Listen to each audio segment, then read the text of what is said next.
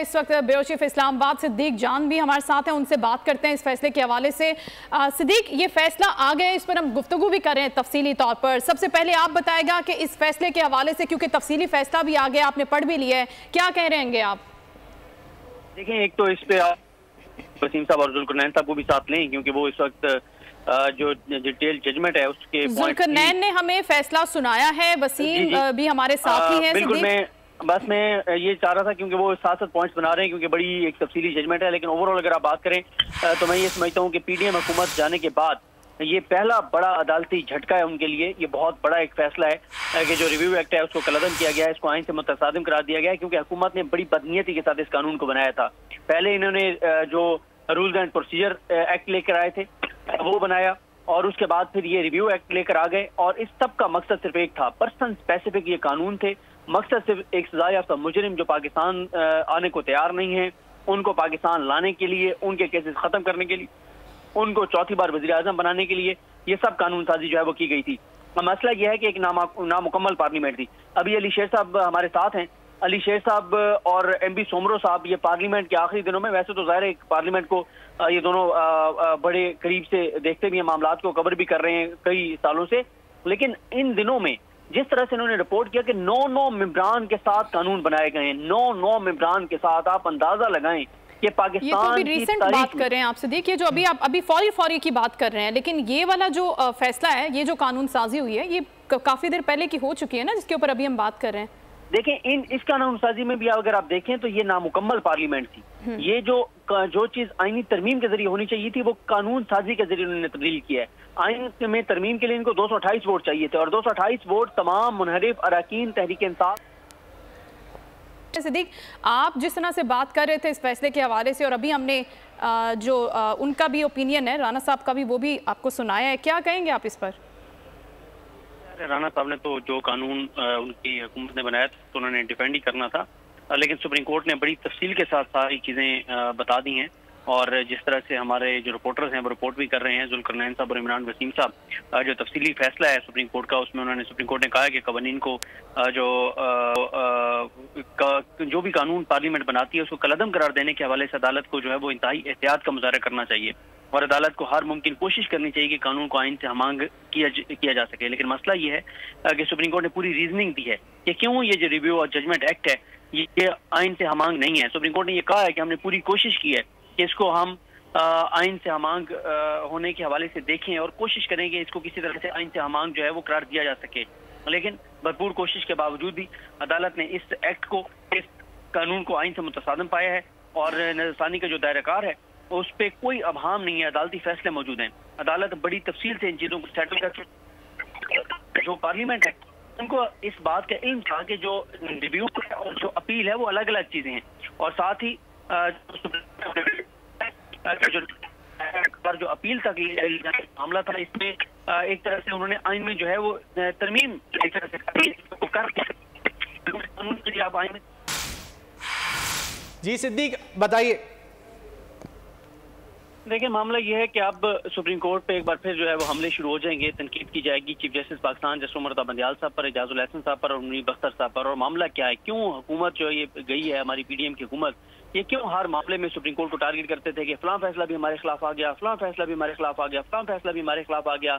बात यह है कि अगर आप हर फैसला अपनी ज़ात, अपने मफाद के लिए करेंगे, अपने करप्शन केसेस को सेटल करने के लिए करेंगे, अपने ज़ाती मफाद के लिए करेंगे, पर्सन स्पेसिफिक करेंगे, तो आपके खिलाफ फैसले आएंगे, क्योंकि आपने आइन और कानून की धज्जियां उड़ा के रख दी।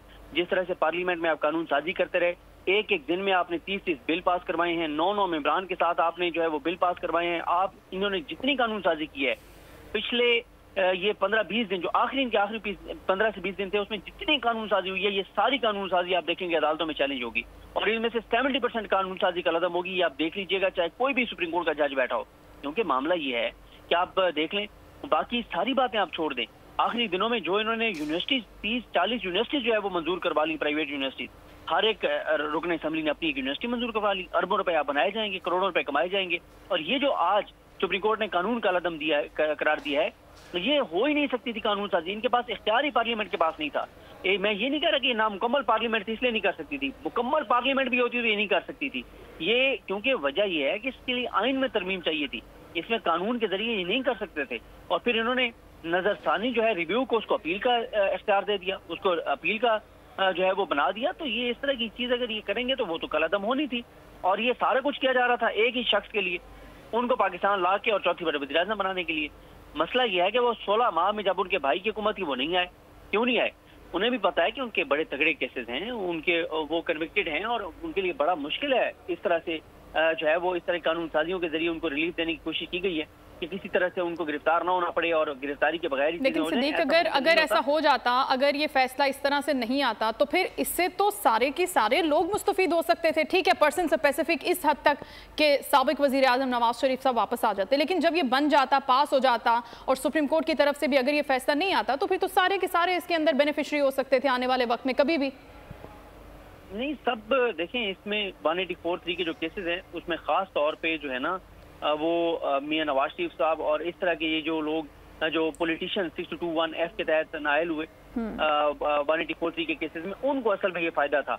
उनको ये फायदा था कि वो दोबारा जो है वो रिव्यू डालते कि वो जो भी उनके रिव्यू भी उनके खारिज हो चुके हैं वो भी कर सकते हैं, वो रिव्यू करते और बड़ा बेंच बनता और इस तरह से उनको फायदा हो जाता। उनके लिए ये सारा कुछ किया गया है। अब मुझे बताएं ना कि इससे अब अगर मियां नवाज शरीफ के लिए कानून साजी हो रही है उससे आवाम को क्या फायदा है?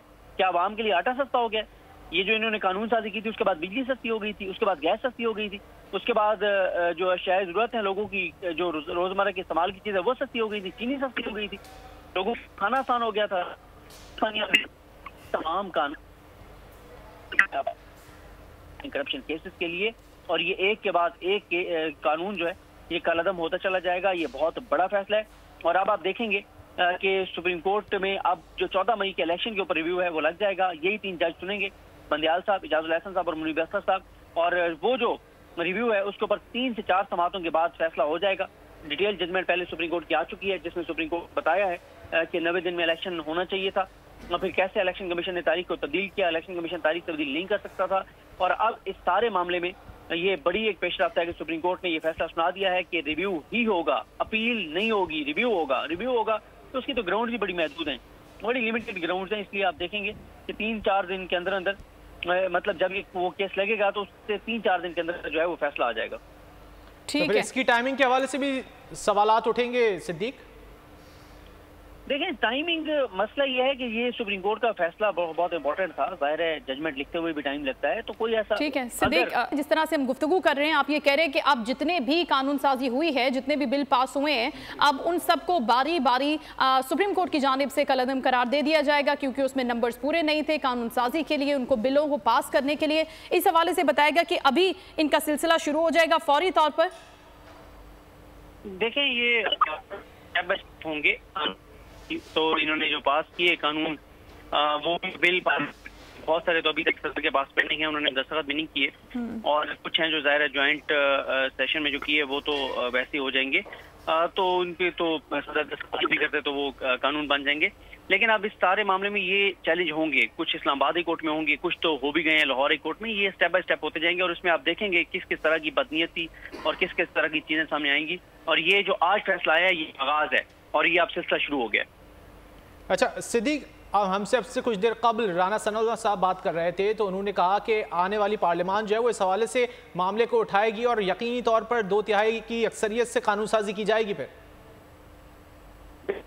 ये मामला बहुत लंबा है, पता नहीं अगली पार्लियामेंट कब आएगी, इलेक्शन कब होंगे नहीं होंगे। अभी तक तो देखें ना, इलेक्शन की सूरत हाल भी वाज़ेह नहीं है। तो असल बात तो यह है कि जो मियां नवाज शरीफ को फौरी तौर पे वापस ला के और उनके मामला करने की कोशिश थी उसको बड़ा धचका लगा है, वो सारी कोशिशें नाकाम हो गई हैं। और अभी आप देखेंगे 8 रुकनी बेंच जो है उसका भी अब फैसला आएगा, और जो रूल्स एंड प्रोसीजर वाला इन्होंने टाइम लिया हुआ था कि कुछ कवानीन को इन्होंने दुरुस्त करना है वो इन्होंने किया नहीं है, पार्लियामेंट जा चुकी है, उसके ऊपर भी अब फैसला आएगा। तारीख का अमीर,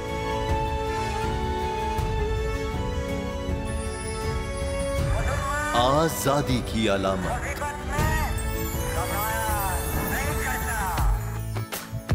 हुस्न का आईनादार, फिक्रो नजरिए की अक्कास, सरफराजी का गवाह, यानी हम सबका निगहबान पाकिस्तान।